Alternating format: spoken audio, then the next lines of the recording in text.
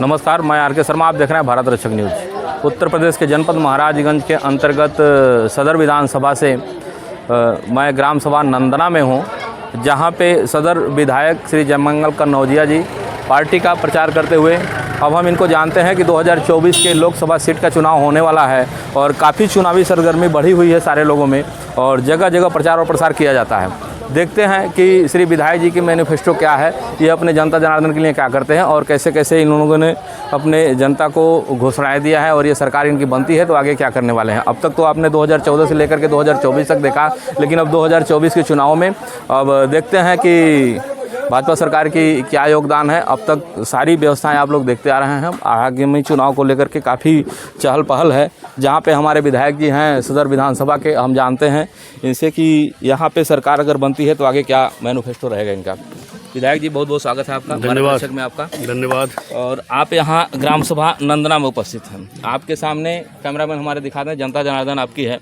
आप अपने जनता जनार्दन के लिए क्या मैनिफेस्टो लेकर आए हैं और आगे आगामी चुनाव को लेकर के क्या क्या आपने। मोदी जी के कार्यों के बारे में, मोदी जी के विकास के बारे में, योगी जी के विकास के बारे में ही जनता के बीच में हम आए हुए हैं और निश्चित रूप से हमारी जनता, महान जनता, माताएं बहनें, बड़े बुजुर्ग सब लोगों का अपार समर्थन मिल रहा है मोदी जी को। अब मोदी जी फिर तीसरी बार सरकार बनाने जा रहे हैं 400 पार से। जी जी जी। और जनपद महाराजगंज में महोदय, जैसे लोकसभा का चुनाव है, दोनों एक ही चौधरी घराने से लोग बिलोंग करने वाले दो प्रत्याशी आए हैं। आपके विपक्ष में खड़े हैं कांग्रेस से, वो भी चौधरी जी ही हैं। क्या कहना चाहेंगे उनको कि आपको क्या लगता है कि इन दोनों में कितनी टक्कर है और कैसे आप जीत पाएंगे। कोई टक्कर ही नहीं है, कोई संघर्ष ही नहीं है। 5 बार से वो विधानसभा हारे थे जी। और मर्सी के नाम पे 840 वोट से किसी तरीके जीते हो। अब जरा विचार करिए कि 840 वोट पे मात्र और 5 बार हारने के बाद और 2 साल में जो कमाए थे, जो मर्सी था विधायक होने के बाद, वो सब समाप्त हो गया। कहीं कुछ उनके पास बचा नहीं और कांग्रेस की तो ज़मीनें नहीं है, कहीं कांग्रेस पास तो कुछ है ही नहीं है। समाजवादी पार्टी गुंडों की पार्टी है, लुटेरों की पार्टी है, निश्चित रूप से लोगों के ज़मीन जायदाद हड़पने वाली पार्टी है और अपने परिवारवाद में फंसी हुई पार्टी है। अपने परिवार के लोगों के लिए विकास करते हैं, बाकी जनता कहीं उनको दिखाई नहीं देती है। इसलिए माननीय पंकज चौधरी का किसी से कोई टक्कर नहीं है। निश्चित रूप से हम 11 लाख पार जो हमारे यहाँ कार्यकर्ताओं ने नारा दिया है कि 9वीं बार वो चुनाव लड़ रहे हैं, 11 लाख पार हम चुनाव वोट पा रहे हैं। 9वीं बार के चुनाव लड़ने में उन्होंने करीबन 6 बार चुनाव लगभग जीता हुआ है। 30 साल का कार्यकाल उनका हो गया। जनपद महाराजगंज के माननीय सांसद जी ने क्या विशेष योगदान दिया है इस संबंध में बताएं। अरे महाराजगंज कहाँ से कहाँ पहुँच गया। 14 के पहले भी वो 4 बार सांसद रहे हैं और विपक्ष में रहने के नाते कुछ भी नहीं कर पाए। मोदी जी के आने के बाद इस देश की महान जनता ने मोदी जी को इस देश के प्रधानमंत्री बनाया और माननीय मंत्री जी को 5वीं बार। 14 के बाद महोदय जब पंकज चौधरी जी जनपद में हैं तो सेंट्रल गवर्नमेंट भी इनकी है और राज्य सरकार भी इनकी है और बहुत संयोग की बात है कि जनपद महाराजगंज के माननीय सांसद भी सत्ताधारी ही हैं। तो विकास का इनका सब तरफ से एकदम चौमुखी विकास कर सकते हैं, लेकिन आज तक जनपद महाराजगंज में कोई यूनिवर्सिटी कॉलेज नहीं, यहाँ के बच्चे बाहर जाते हैं। इस संबंध में बताओ। यूनिवर्सिटी आपके बगल में है, सिद्धार्थ नगर में है, गोरखपुर यूनिवर्सिटी, हर जनपद में यूनिवर्सिटी नहीं बन सकता। हाँ, कॉलेज बन सकता है, डिग्री कॉलेज महाराज में खुला, ITI खुला है, पॉलिटेक्निक खुला है। और विकास की बात कर रहे हैं आप, 14 के पहले कांग्रेस की सरकार में महाराजगंज से गोरखपुर जाने में लोगों की कमर ढील हो जाती थी। 3 मीटर सड़क की मात्र थी और 4 घंटा लगता था। विपक्ष की सरकार करे, रोड की सारी योजनाएं उनका है। ऐसा कुछ नहीं है, क्यों नहीं बनवाए? अगर उनकी थी तो बनवाए क्यों नहीं? हमने तो मैं गिना सकता हूँ उंगली पे रोडवेज, किस जमाने का रोडवेज था, हमने माननीय मंत्री जी और हमने प्रयास करके बनवाया। महाराजगंज में मेडिकल कॉलेज कोई सपना देखता था और महाराज मेडिकल कॉलेज की स्थापना हो गई है, काम चालू हुआ। रेलवे का भी लोग सपना देखा करते थे और माननीय मंत्री जी ने 2009 में उठाया था और माननीय मंत्री जी ने उसको पूरा किया।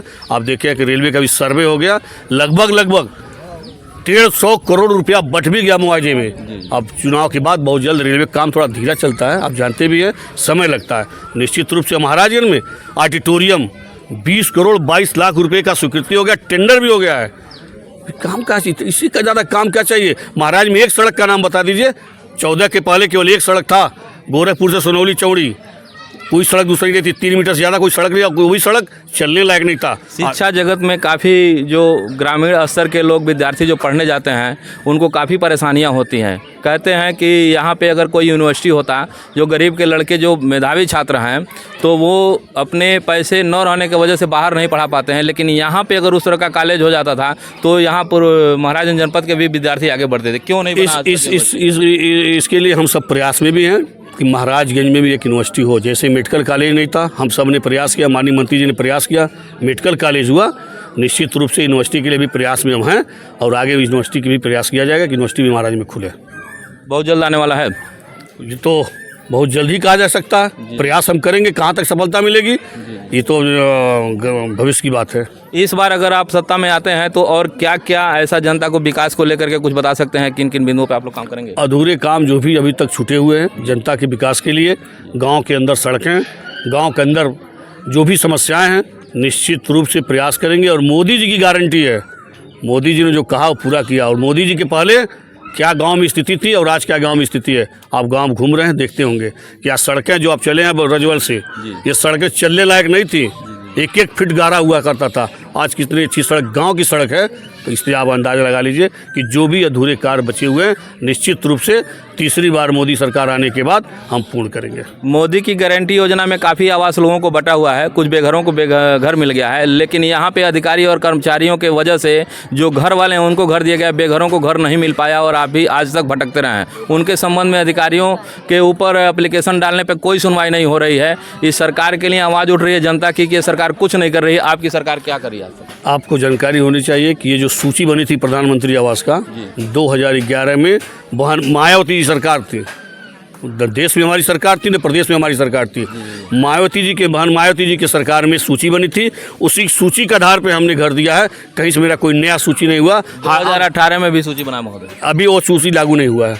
जैसे ही सरकार गठन होगा वो सूची लागू हो जाएगी। और नए जो बचे हुए जितने मकान, मोदी जी ने कहा है कि अभी विकसित भारत संकल्प यात्रा गांव-गांव हम चला करके और उसका इकट्ठा किया कि किनका मकान बाकी है। और बहुत लोगों ने फॉर्म में भरा है कि हमारा मकान नहीं।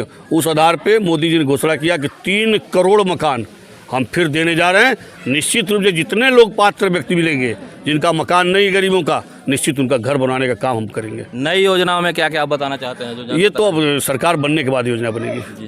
अभी आपने सुना सदर विधायक जयमंगल कनौजिया जी को, अभी आपने ये बताया कि जो कुछ भी पुराने विकास के कार्य हैं उनको लेकर के ये लोग काफ़ी सक्रिय हैं और आगे करने वाले हैं। अब आगे क्या करेंगे फिर देखते हैं इनकी। अब आगे से नेता चले गए हैं। विधायक जी जयमंगल कनौजिया जी सदर विधायक आए थे यहाँ जनता के बीच में नंदना में, लेकिन लोगों की कुछ शिकायतें हैं, देखते हैं सब क्या कहते हैं। बताइए कौन सी रोड की बात कर रहे हैं आप? ये जो ग्राम महुआ गया उसका बात कर रहे हैं, रामपुर महुआ।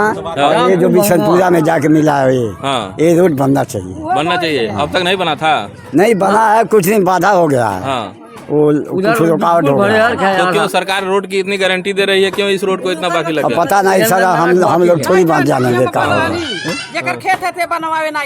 देखिए सरकार गारंटी की योजना दे रही है और अब हाँ ये एक नौजवान पीढ़ी है।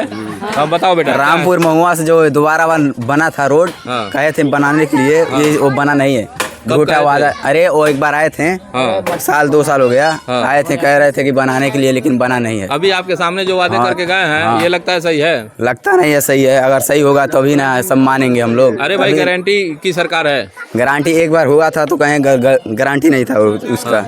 अच्छा वो जब होगा तब जानेंगे गारंटी है इसका। तब नहीं उस तरह नहीं जानेंगे। ऐसे जुमला फैला के चले गए हैं। लगता है? हाँ लगता है। एक बार कहें तो दोबारा मानेंगे हम लोग, जब लोग करेंगे नहीं तब सब मानेंगे नहीं हम लोग। हाँ अगर रोड नहीं बनवाएंगे तो नहीं देंगे? तो नहीं देंगे, क्या करेंगे? रोड नहीं तो वोट नहीं। जब देखिए अभी इस लड़के मिलेगा जाने के लिए किस तरह दिया है, लेकिन सूची में नाम नहीं पढ़ पाता है, ना दवाई वाला कार्ड बन पाता है हमारा। हाँ ना सूची में नाम पढ़ पाता, ना दवाई वाला बन पाता। सरकार इतना हेल्थ कार्ड बांट रही है, इतनी योजनाएं हमारे नहीं बाटे, नहीं डालना है। हाँ एक लड़का 14 साल का लड़का हो गया तब देखो ना राशन कार्ड पर चढ़ी नहीं पाता। 5 किलो सरकार की योजनाओं का जो लाभ मिलना चाहिए गरीबों को, इनके 14 साल के बच्चे तक का कहाँ गए? आप एप्लीकेशन दी हैं? हाँ कोटदार यहाँ दे गल बनी, वहाँ महाराजगंज गल बनी के कहत न सभी नहीं चढ़ी। कहीं न कहीं अधिकारियों कर्मचारियों की ऐसा लापरवाही है जहाँ पे सरकार की योजनाओं का साल हो गया हमारा राशन कार्ड कटा है, मुखिया गए मुखिया में दे नहीं जब वोट जो ना होता वोटे में सरकारी में चाहे हई वाला प्रधान वाला दोनों में वोट आ जाला, हम डारे नहीं तो वो सूची में ना आई बा। स्मॉल कार्ड मांगत न ऑपरेशन के हो जाए 3.5 लाख रुपया ऑपरेशन के बोलता ना कुल बकर कार्ड नहीं बा, हम करी का परेशान है। हाँ परेशान बानी। देखिए इनका कार्ड